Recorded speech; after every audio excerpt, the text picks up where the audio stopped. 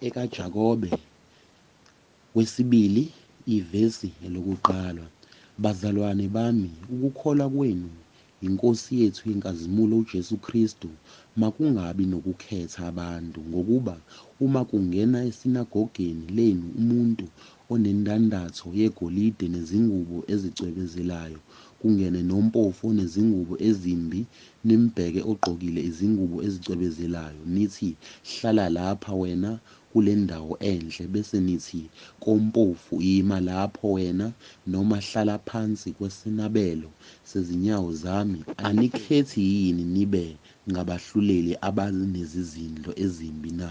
Yezwani bazalwane bami abathandekayo, uNkulunkulu akathinganga yini abampofu ezweni babe ngabacebileyo ekukhokhelweni nezindlalifa zombuso awuthembisa bona abamthandayo na? Kepha nina namduduza ompofu abacebileyo abanencindezelo yini, abanihudulela emacaleni na, abahlambalaza igama elihle enibizwa ngalo na? Kepha uma nigcina umthetho wobukhosi ngokumbhalo wokuthi, "Wothanda umakhelwane wakho njengalokhu uzithanda wena," nenze kahle. Kodwa uma nikhetha abantu nenza isono, nilahlwa ngumthetho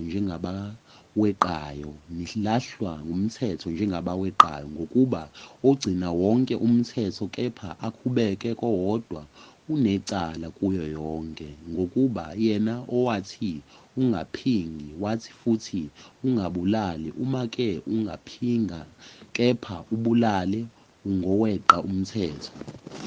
Khulumani kanjalo, nenze kanjalo njengokufanele abakwahlulelwa ngomthetho wenkululeko, ngokuba ukwahlulelwa okungenasihawu kuyakumehlela ongenzi isihawu. Isihawu sizigabiso ekwahlulelweni.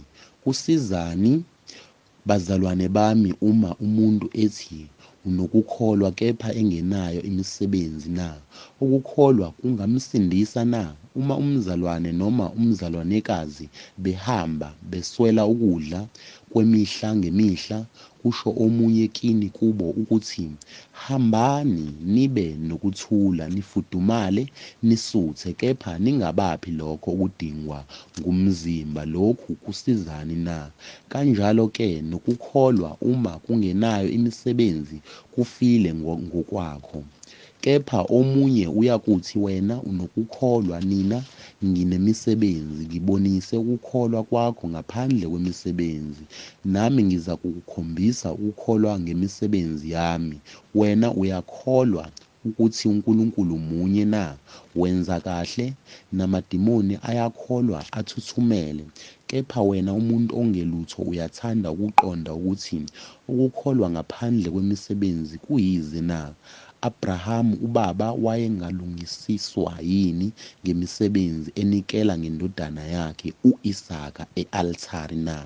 Uyabona ukuthi ukukholwa kwasebenza kanye nemisebenzi yakhe, nokuthi ukukholwa kwapheleliswa ngemisebenzi.